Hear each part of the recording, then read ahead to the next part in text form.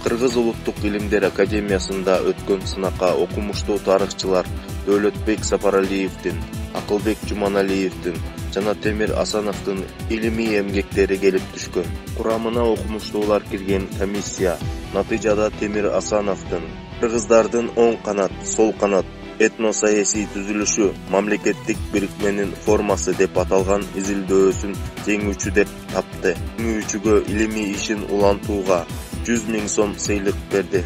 Бул конкурс мурдагы премьер-министр, коомдук ишмер Темир Сариевдин демилгеси жана каржылоосу менен 2 жылдан бери уюштурулуп келет. 2021-жылга окумуштуулар арасында Жуңгар хандыгынын учурундагы кыргыздардын тарыхы боюнча сынак жарыяланды.